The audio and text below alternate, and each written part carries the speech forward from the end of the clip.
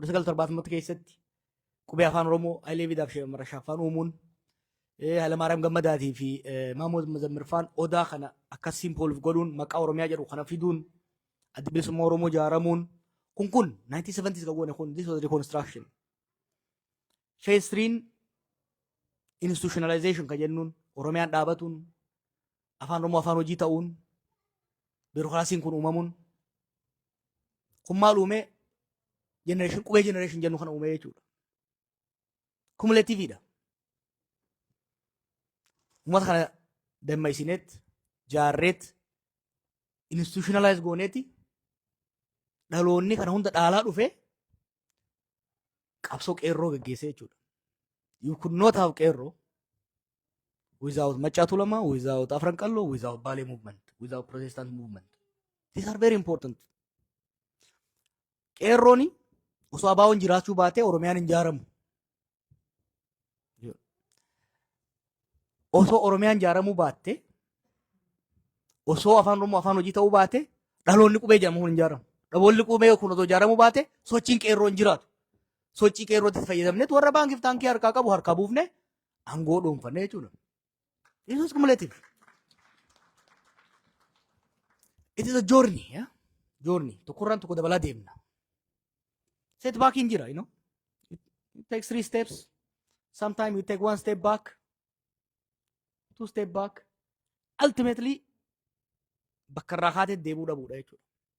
So 2018 sochiin nuti keessa turre aangoo qabachuu irratti fuulleffate. Yeroo sana isinitti himu malee ultimately my objective was to make sure we capture state power. That was my goal. State power qabachuun barbaachisaa ture. State power qabachuun dirqama state power erga qabne booda objective jira hope ture immoo hope maali? Abdiin qabachaa turre state power sun democratize ta'ee dantaan keenya akka dhufuufi. That's why wantoota baay'ees ka godhaa turre. But akkuma qabsoo sabaa kamuu bakki amma nurra jirru waggaa 6 kun keessa dabarre waggoota let's call that one phase duraati. This revival, reconstruction, institutionalization is one wave. 2018 eega aangoo qabanne booda phase haaraa seenne. Experience waggoota 6 kan Oromoon keessa deemu adda. Kamma duraarraa haga gaafsanitti qabsoo Oromoo irratti alaga irratti godhamuudha. Samboota ko godhamu qabsoo wal irratti godhamuudha. Now we are in the struggle of democratization. 2018 option lama ture. Option tokko kan nuti propose goone akka qeerrootti. Aangoo qabatte booda after we captured power, the second part is consolidation of power. Aangoo farda yaabbatta yaabbatte booda maal goota? Dura faanurra dhaabatte yaabbatta. Yaabbatte booda fuuldura isaa qabatte tottolfattaa mee akka irraan kufnetti tottolfachuu. That's called consolidation. Consolidation eegu godhatte booda immoo majjattee ooftaa jechuun which is legitimization. Optionii lama jira karaan itti aangoo kana consolidate gootu. Tokko karaa dimokiraasiitiin deemtee legitimize gochuu, consolidate gochuu kun karaa abbaa irreeti. Nuti karaa dimokiraasii deemuu barbaanne. Abiy karaa abbaa irreeti deemuu barbaade. Lachuu silaanuma deemsisa. But sirna abbaa irree tokko kufiftee sirna abbaa irree haaraa ijaaruudhaaf haal dureelee conditions barbaachisaa jira. State saniif ka barbaachisu. Utubaalee si barbaachisantu jira. Strong economy qabaachuu qabda. Strong security qabaachuu qabda. And a strong social support base qabaachuu danda'uu qabda. So argumentiin nuti wajjin qabaachaa turre ka walitti nu buusellee waan biraatii miti. Security state eenyu yeroo san akka ijaareen beeytanii warra jiru san keessaa harcaasee Abiy waadii gurra jabaadha. Jaaruu dadhabe. Sirna security TPLF jaare san diigee osoo waan tokko bakka buusin humna deemuu barbaade. Lammaffaa economy eega mallasduu irraa kaasee laafaa ture. Nullee economy attack godhaa ture. The economy was getting weaker. Social basing waan kana ta'uu danda'u hawaasa Oromooti. Hawaasni Oromoo immoo hawaasa gadaati. It's an egalitarian society. Authoritarianism deeggaruu siin danda'u jechuudha. In the absence of these three, he made a critical mistake. Nu miidhe. Bakka humni hin jirretti humnaanin biyya bulcha jee namni laafaan tokko kaa humna hin qabne humnaanin sidha yoo jee osoo nan dhoofne lafa dha. Kanaaf osoo humna hin qabin humnaanin biyya bulcha deemuuni rakkoo keessa nu galchee jechuudha. But this is not an isolated incident. Huh? Post independence Africa fudhatan bara 1960 booda saboonni Afrikaa keessa jiran sirna kolonii irratti qabsaanii eega bilisa bayan booda maaltu isaan mudate? Biyyoota muraasa gara dimokiraasii ce'an. Biyyoonni hedduun yookiin sirna abbaa irree hamaa keessa seenanii yookiin gara wal waraansaatti seenan. Koongoo wal waraansaatti seente. Gaanaan yeroo tokkoof sirna abbaa irree seentee booda immoo gara kuudeetaatti seente. Naayijeeriyaan kuu fi civil war keessa seente. Very few, probably Botswana qofa nafa. Botswana biyya shan hin ga'u ka gara dimokiraasii ce'e. So don't despair. Haalli amma nuti keessa jirru kuni it's not an ideal situation, but it's a process. Namni biyyoonni biraanis keessa dabraa turan jechuudha. Kanaaf wanni akka hubannu barbaadnu, wanni akka hubattan barbaadu, wanni amma keessa jirru gaarii miti. In some cases it's worse. Maaliif at least biyyoonni Afrikaa jaatamoota keessa yeroo crisis keessa seenan there are two superpowers, Soviet and America. Tokko si deeggara, tokko si morma.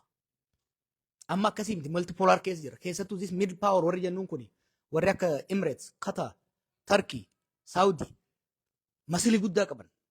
Naannoo keenya irratti fedhii guddaa qaban. Kanaaf yoo of eeguu baattee gara wal waraansaatti seente araaramuuf illee namatti ulfaataa jechuudha. Kanaaf kan wayiwaataa turree 2018-2019 baay'ee kan wayiwaataa turree kan boodas walitti bu'isa keessa seennee namni illee dhumee nullee hin dhabneef rakkoo kan waan agarreef gurbaan kan agarreef fuudhee itti nu galchee jechuudha. Now we are in it. Bishaan ka jigee ina ta'an kanuma hafe ol qaban. So where we are right now tokko bakka amma jirurraa option sadii jira. Karaan tokko sirna abbaa irree hawwisan abii deebisee yaaluudhaaf. That's impossible. Sirna abbaa irree Itoophiyaa keessatti abbaan fedhii dhufe amma booda ijaaruu hin danda'u. Maaliif the state is very weak. Ethnic consciousness is extremely high. Sirna abbaa irree አምባገነናዊ ስርዓት ለመሸከም የሚያስችል መንግስታዊ አቅም ኢትዮጵያ ውስጥ የለም እንደንደያሙ ከለመታ ከራማ ቢረ ደምሮ ደምተሞ አናርኪት ሲና ይችላል we are in anarchy ስነባይ ረጃሩ እንደንደኛ anarchy ሴርሄስ ከዘደፋ ገረ ዲሞክራሲ ጨውዳ ፈሞ the first thing is to stop wars ሎላ ዳብሲኔ we have to stop the bleeding if somebody is wounded Ethiopia is now a wounded animal it's a wounded person severely wounded the first thing or medical one the first thing is to stop the bleeding then repair the damage ega health state healthy modus then we might have a chance to go to democracy kana erga goone boda deemu dandeenya amma oromo keessatti garaagarummaan yaadaa ni jira yaa ummata miliyoon 50 meeqa geessan samma keeps adding yaani garaagaraa jiraachuun rakkoo baay'een qabu but we are not really that divided party afur mokas qabnama warri biraa bar lakkoo isan hedduu xiqqaate party hedduudha qaba be critical of your leadership but also appreciate some of the little things we do wantoota hedduu irratti wal hubannaa baay'ee jira amma oromoon bokkuma lama jira caalaatti the haves and the have nots warra wangoo qabatee waa saamaa jiruu fi waa ajjeesaa jiruu fi warra ajjeefamaa jiruu fi saamamaa jiru bokkuma lama jira the haves and the have nots class issues dhufaa jira jechuudha even within that divide wal hubannaa guddaa jira wal hubannaa kana cimsaa deemna wal hubannaa hedduu isaanii wajjin and my job is really to bridge that bridge hoggaan godhu sobee walitti araarsuu qofa osoo hin taane provoke godhuudha provoke godhee namni uncomfortable ta'ee akkaaso fakkeenyaaf I think Megan one can egale some months and a half within this period one baay'ee jijjiirame mataa namaa keessa gaafa antara eegaluu dura biyya dhaqeetiin ture jarri aangoo irra jirtu amma booda namni utuu kun jiru olaantummaa arganne diriirfanne akka feene bullaa jechaa ture Ummanni immoo jara kanan feenu jara kun nu fixee silaan kufanii maal goona jira kana jee ture. Amma that has changed. We have shaken it. Amma status kun unsustainable akka ta'e hubannaan dhufaa jira. Amma dibeetiin maali amma isin jidduu jiru hedduun biyya alaas biyya keessa ka jiru. Dhiiroo sirni kun kufu jira. Way kabiraan dhufaadha gaafin dhufaa jiru. I'm very happy with that. Because we have to think. Sirna kana booda sirni dhufu. I think he asked me in English as well. Not to make the mistake about the calculator. I love this discussion. Now we are thinking about the future. We are not just complaining about the present. Now we are concerned. We are thinking. We are deliberating. We are debating about the future. That's what moves nation forward. Kun haala sanii ilaalla. Karaa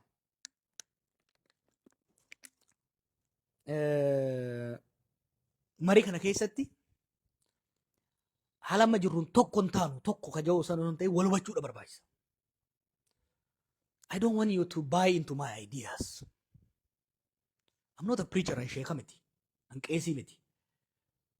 Bible irraa Qur'aana irraa isinitti himaan jiru. I don't have absolute truths. What I have is ideas, analysis. What I seek from you is to be understood. Not to be accepted. No. To be understood. To provoke you. To promote discussions. Yeah? Kanaaf akka ummataatti waa'ee qabsoo qofaan kan yaaduu qabnu amma. Reefumaa fi waa'ee diinagdee haasa'e. All this struggle, all this sacrifice, waa'ee alaabaa fi Oromiyaa qofa miti. It's about human value. Rakkoo keessaa bahu, hiyyummaa keessaa bahu, nagaa argachuu, cunqurfamuu keessaa bahu. Basically about having a better life for next generation. Hamman fedhe yoo itti fadhe Oromiyaa fi Itoophiyaa qananiituu dimokiraatoftuu nagaa qabdu umrii kiyyatti arguun baay'ee ulfaataadha. Let's not kid ourselves. But I don't want my children to grow up under a condition that I grew up under. Maali waaqoon guutuu kan jee. Gabrummaa iddaan buqifnaa dadhabnu ilmaan itti guddifnaadha. I think anaaf waaqoo guutuu iddoo nama tokko jira. One generation jira. That's not just about his son he's talking about. Yeah? Anis amma ilmaan itti guddisaa deemnaa jechuudha. The key is to make sure the next generation inherits something better than what we inherited from our fathers. So, senirratti hojjetaa deemna. Waa'ee ijoollee biyyoota butamanii naannoo Liibiyaa qofaa miti naannoo Saawudiittis I think Yemeniif Saawudii jidduu rakkoo baay'ee jira. Namni kun hedduun roorroof lola dheessee deema. Hedduun hiyyummaadha dheessee deema. So we have to tackle this into different phases. Talk of the push factors. Wantoota nama keenya qe'ee isaatirraa buqqaasanii dargaggeessa kana buqqaasanii akka deeman godhan. Roorroo siyaasaas haa taatu. Amma it's a combination of both. Roorroo siyaasaatii fi hiyyummaadha. Ijoolleen tun hedduun amma ijoolleen bosona keessa seentee lolaa jirtu tunis ijoolleen baqattee deemtunis many of them are educated. Baratanii jiran barnoota qabanii garuu hojii hin qaban. Hojii qofa osoo hin ta'in qe'eetti hoggaa galan milishaan hin teessisu. So there's a political as well as economic problems. Hamma dandeenyetti naannoo keenya nageenyi akka uumamuu fi carraan hojii akka uumamu irratti hojjechuu tokko. But it's not that easy kun. Hammasii garuu karaa deeman kanarra nagee akka argatan. Rakkoon mootummaa amma jirtu tokko they are so consumed with domestic stuff. Foreign policy irratti uumaan jiran jechuu dandeessa. Diplomaasii itti dhamanu wabii. Diigee jira. Foreign ministry guutuma diigee jira. Kanaaf embaasiiwwan keenya biyyoota adda addaa keessa jiran biyyoota hedduu qabdi. Itoophiyaa is a huge state, you know. Dhimma kanarratti silaa hojjechuu qaban turan. Dhimma kanarratti hojjechuudhaan mirgi namoota keenyaa bakka deemanitti akka eegamu gochuu. By the way, this abduction for ransom business guddaa ta'e Itoophiyaa keessatti. Warri Liibiyaatti nama qabu kun bar biraanchii Itoophiyaa keessaa qaban. Waan gaarii waan dhugaa jette micoorreef beeki. Guess what? Poolisiin humni waraanaa Itoophiyaa actively involved in this business, including the politicians. kan Nyamar keessatti butamus, kan Finfinnee keessatti butamus, kan Liibiyaatti butamus, kan Yemanis butamus. This human trafficking is one line, interconnected. And the payment is done through official banks. Black market idhaan kan godhamaa jiru. What does this tell you? Mootummaan, the state, warri mootummaa keessa jiru actively keessatti hirmaachaa jira jechuudha. Kana expose gochuudhaan. Odeeffannoo qabdan nutti ergaa. Mootummaa Itoophiyaa qofaa wajjin sun mootummaa ollaa wajjin. Human trafficking is an international crime. Interpol wajjin biyyoota adda addaa wajjin irratti hojjechuu dandeenya. Gaafa nu hidhaa turre Arafaatas ture hojii hidhaa turre. Qaallittii keessaa bahuun baay'ee ulfaataadha. Warri qaallittii keessaa cabsee bahu hedduun isaanii warri human trafficking keessatti barbaadamu Interpol barbaadu mootummaan Xaaliyaanii barbaadu bakka adda addaati jechuudha. Sun maal siima warra sirna keessa jiru jira. Kanaaf nuti wanni godhuu qabnu wantoota warra akkanaa kana saaxiluudhaan irratti hojjechuudha barbaachisaa. Odeeffannoo akkasiin yoo nu argitan irratti hojjenna. Dhimmi biraa waa'ee the issue about minority rights. Where is my brother? The one who asked me.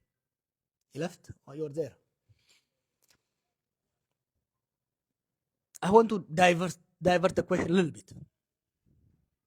I've been talking about the need to restore, to save the state and restore the state capacity. When you asked me about minority rights, I don't know if it was 6 years ago or 2 years ago, and now the issue has changed completely. Back in the day, the state was too strong and abusive towards minorities. Now the state is too weak to protect minorities. This is very crucial. Back in the day, prior to 2018, probably till 2020, until the war, the state was too intrusive, too abusive towards minorities. Now the state has become so weak, it cannot protect minorities and individuals. The source of repression, the source of killing towards citizens and minorities and individuals back in the day was the state, an authoritarian state. Under Abiy, the state went from autocracy into anarchy, into anocracy. Anocracy is a situation whereby the state is weak but violent, and when with means of violence has gone away from the state, when power is contested. Let's look at Amhara and Oromia region. Much of the killing is blamed either on Fano or on LA. What does that tell you? That tells you the state is unable to provide security for minorities in these communities. That's why I've been pleading with people to focus on saving the state and restoring the state so that we can actually pressure the state to respect individual and minority rights. The question about Shashamane, because this is attached to me as well, I have to answer it. This was not communal violence. What happened in Shashamane? What happened between Walaitas and Sidamas in Hawassa? What happened between Gujis and Gedeos was orchestrated by state agents. I don't know if you heard when the mayor of Shashamane, the former mayor of Shashamane, spoke at the court. This was orchestrated by Abiy and his people, and we were stupid enough to fall for it. Both in Shashamane, Adama, and elsewhere, did people protest? Yes. Was there some mobile violence? Yes. When Highland Resort was burned in Shashamane, state security was standing and watching. When individual property was burned in Era, the state security was ordered to stand down, not to intervene, because they wanted to foment particularly Amhara Oromo violence, because they wanted to rally the Amharas in their support towards suppressing the Oromos and fighting the Tigrayans. This was manipulated by the state. So it's very important that a state that has reached a level of anocracy is too weak to control violence. But also, when it's weak, it's become mischievous. And particularly these individuals who are in power now, they come from the security branch. They are very weak in political management. For every political problem, they seek security solutions. Remember when TPLF was recruiting Opidios, Andim, and the southern parties, they picked individuals who can serve them as mercenaries. They never put them in the strategic room. They were always tactical tools. They never put them in the political strategic room. They were always there to manage security. So they are really weak when it comes to political management. Therefore, they always resort to security manipulation. We can talk about this for a long time, but I just wanted to hint you there. About the calculator, the bloody calculator, yeah? Well, brother, you're an engineer, right? Sometimes you create a machine you think is good enough. Eh? You never get it perfect at once. You create a machine, and sometimes the defect could be because of the way you made it or the material you used. And the material you use also depends on what's available to you. I was using what was available to me. But also then you build a machine and you give it, you thought this guy will be driving it, and this guy ended up driving it. So there are factors you don't control. So I thought the machine will be driven by Lama and Gaddu, and this guy ended up driving it. You gotta blame God, not me on that one. I tried to correct that mistake, but you guys were not listening. I said, this guy is bad for this machine. I said, this guy cannot drive this car. He's gonna drive it off the cliff. You guys told me you are just jealous. Shut up. I was forced to shut up. I actually felt I was crazy. Everybody was opposing me, including my own siblings. I said, this guy is bad for Oromos, bad for OPDO, bad for Ethiopia, bad for PRDF. Most people said, no, you have done the calculator. Give us the calculator and get out. And I said, okay. I started opposing. You guys told me to shut up. I shut up. Then you guys told me to provide critical support. I went home and tried to. I tried, So, well, about the next calculator. Well, I will choose better material to make it. The next one.